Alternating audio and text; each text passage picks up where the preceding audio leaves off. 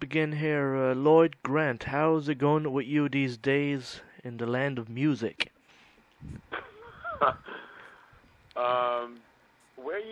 Where you live? In Nova Scotia, Canada. Oh, you're in Canada. Yeah. Oh, I see. I'm doing okay. I'm not playing out right now. I'm getting some music together. Have a few people I'm working with down here in California, and that's what I'm doing. We say the scene's doing good still nowadays. The scene down here? Yeah, the scene, like the music scene in general.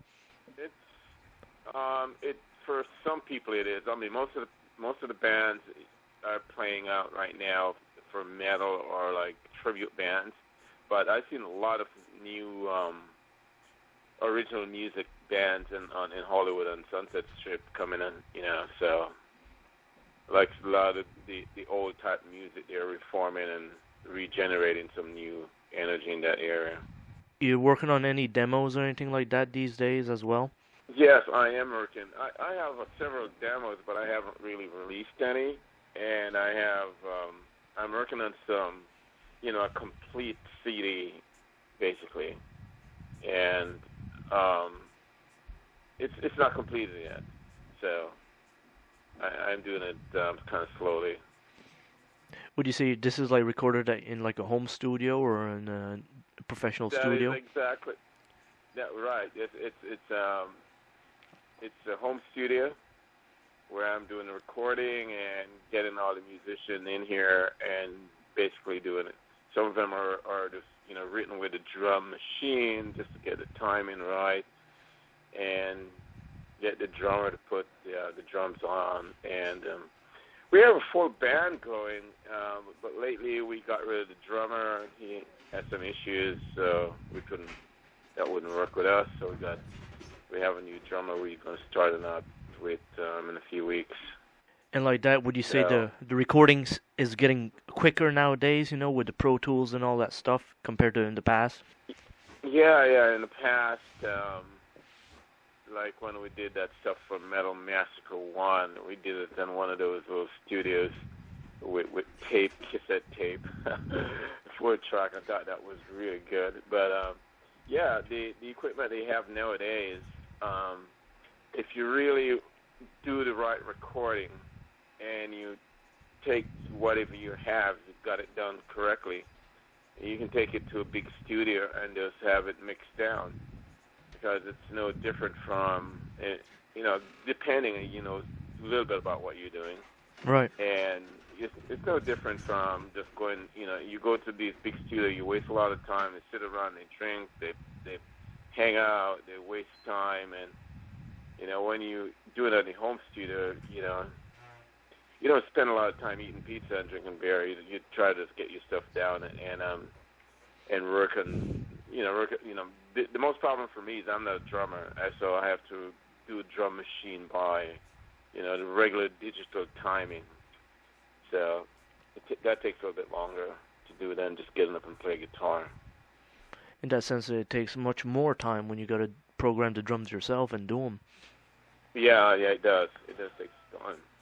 Even the drummer, sometimes they come in and they try to do a beat and it's not right. I would go to a studio to just put the whole song together, and the drummer have to be able to write a scratch track, and in good timing, and give it to the guy so he can use a scratch track, and he can listen to the beats, the timing of it, because when he talked to all the bands and all the producers, they're using, digital timing underneath. Then the drummer plays to that, so you got better timing than you did before.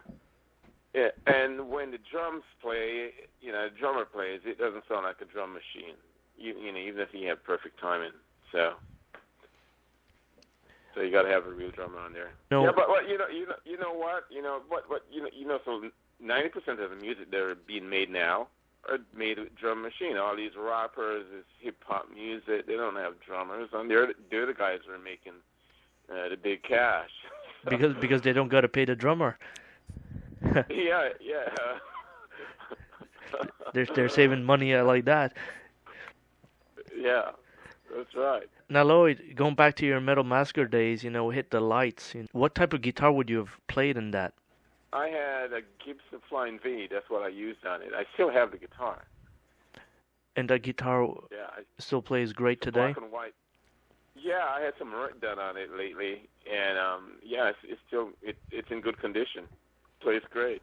Do you recall what type of amplification you had also? You would be surprised, but because we did it in my living room. Those guys came down with a recorder, and they said, you got to put this track on right now. And I put the track on in my living room with a really small amp. You remember like how Eric Clapton used to play with those Champ amps, those the little ones. Yeah. The little ones. Well, mine is like that, and I used that to play and hit the lights. Was it a Fender Champ amp? No, it was not. It was an amp a friend gave to me that he bought at Montgomery Ward's. So I still have it. Maybe I should put it up for sale or something. Well, or put it on auction. Part of Metallica history. Yeah. I should put it on auction. Somebody could auction it off or something. And Lloyd, that guitar you got, what year is that guitar? The Flying V. The Flying V. I think it's 70s, like 1970 something. I don't remember the exact date on there. It would take me some time to go look on the back of it. I think it's 79 or something like that. So it'd been mostly new when you got it, almost. Yeah, but we bought it new. I bought it new in Los Angeles. Bought it at this place called West LA Music, West Los Angeles Music, and brand new guitar. Back then the guitars were a lot cheaper. It was like maybe $700. I had a Gibson, another Gibson would pay like $600. They were a little bit cheaper then. Now, this one is probably worth maybe $2,000 something. So, over the years, it went up in value. Lloyd, do you think in any way you influenced Kirk Hammett to pick up the same type of guitar? Because it's a weird coincidence that you played, the exact same thing almost.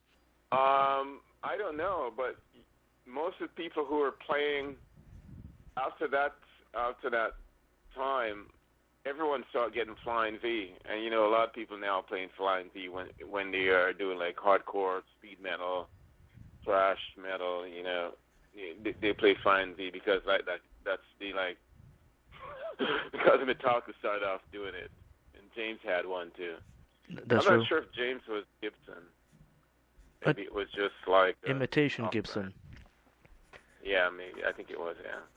Let's say for this, they came into your house to record your guitar tracks and basically put a little mic in front of your amp, and that was it? Yeah, that was, I went over, James and Ron McGovney.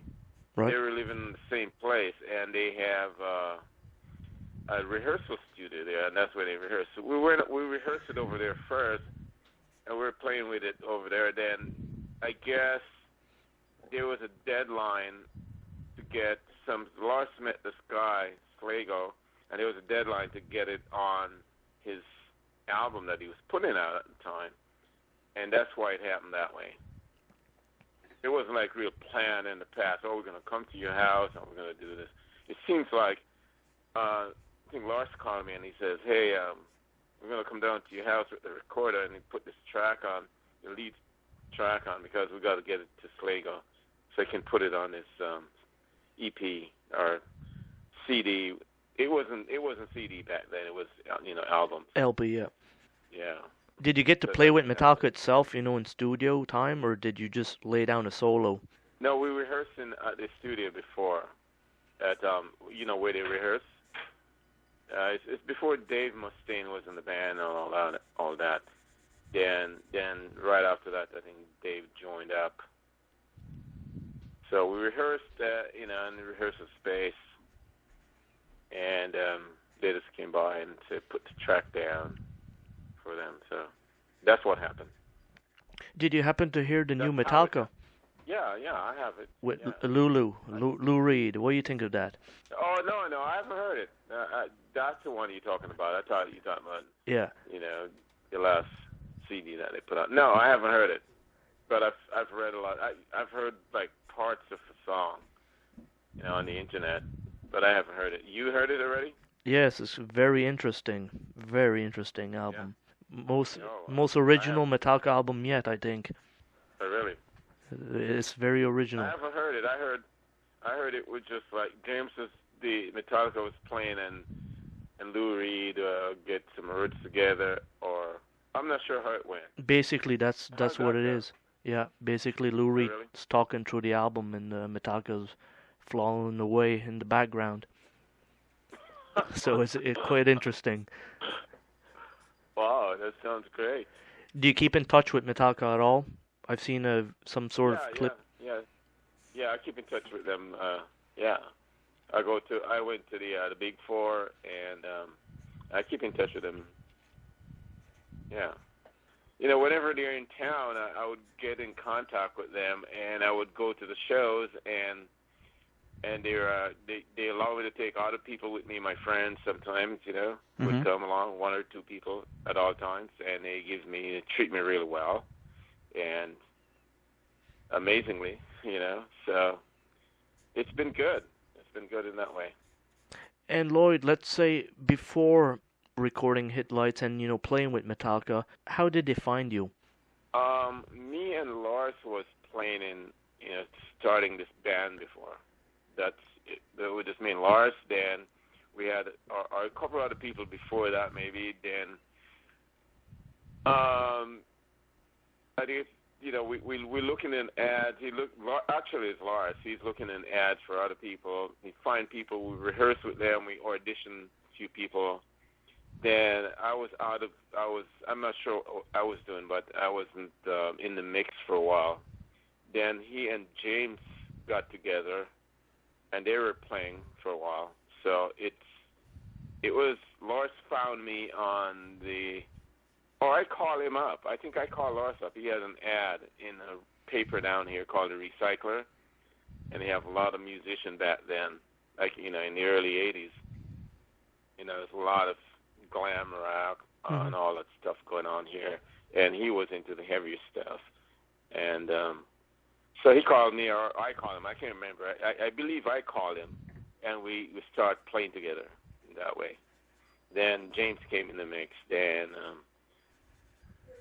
Dave Mustaine. James' roommate, Ron, was playing bass for a while. Mm-hmm. Yeah. And that's how we started. Did you keep any souvenirs of these days, like pictures and stuff like that? Does Lars have? Or you and your collection? Did you save some of this stuff, like the history, knowing what you're into? No. I mean, playing back then, it was like I played in tons of different bands, and some of them last 2 weeks, 3 weeks, longer, and you never know. These guys just quit bands and just move around, so you never know what was going to happen. So I had some pictures. I had some new pictures when I start hanging out with them again when they're big, when they're huge and they're touring. I have pictures like that, but I don't have any pictures back then, back in the early days, before Hit the Lights or all that stuff. We're gonna have to dig deep to find those pictures of Lloyd Grant with Metallica in the studio. Yeah, I think only one I could find is Lars. I saw Lars with one years and years ago, before the band even big, and I guess his mom had it on the refrigerator. That was a long time ago, like that back in the '80s. Wow. So. Well, at least there's one. But I still have pictures of me and Lars and those guys, but it's back when I start going to the shows. Back after, back, I think it's a Black Album time when I start going back, because I was busy going to school after that. The band name that you were in before Metallica with Lars, what was that band name? Was it a band name or just a little project thingy? I don't remember any name at all. The name with Metallica, I heard. I'm sure you, if you're into Metallica, you read all the story of how Lars got the name. For sure, yes. So I don't remember any name prior to that. Well, I think we dig deep in the brain of Lloyd Grant. It's incredible the information that we're getting out of you today. It's very good stuff. Oh, really? I thought all these things are known already. There's some that is, but there's some that ain't. So we're gonna take it as it goes. So what you do over there in Canada? You have a radio station, or you just do a magazine? I got a website called musiclegends.ca, and I'm a musician, daytime music or weekend musician, stuff like that, and I do all that stuff. I saw some of the stuff on the. Oh, I see. Cool. Yep. I saw some of the stuff on the internet. Yeah. So that's what's happening down here. Well, excellent stuff. On my end. Yeah. So 2012, we're gonna maybe see a new CD of Lloyd Grant. I think so. Well, that'd be great. There will be. Yeah. I don't think that anything is gonna. I'm gonna be publishing a couple songs early 2012, and I'm gonna move from there. So I have a couple songs I want to get published. Have you seen anything on the internet? Any of my songs? No, I can't. Do you have an official website? No. I have a website, but it's old, and I need to. A friend was putting up a website. I'm going to put up another website pretty soon. It's an old website that I had up before. I'm going to just put it up on sometime next year. And where do we find your material? You know what, Jason? I will send something to you. Yes, I will email you something. Okay, well, you do that, and I'll take a good listen to it. Yeah, absolutely. And you give me your expert opinion. I appreciate you taking the time with me today. I know you get probably tons of calls, like you said. Yeah. Well, it's my pleasure, Jason. Hopefully sometime we meet up in person. Guaranteed, and we'll do another one in the future. Yes, most definitely probably will. All right. If everything works right. Canada. All right, excellent. Thanks a lot. I really appreciate it. All right. Well, you have a great day, man. Okay, good. Yeah, it's Thanksgiving down here in America today. Okay. Excellent stuff. Well, you have a great day and great weekend, Lloyd. All right, I will. All right. Thank you very much. I'll talk to you another day. Okay, bye.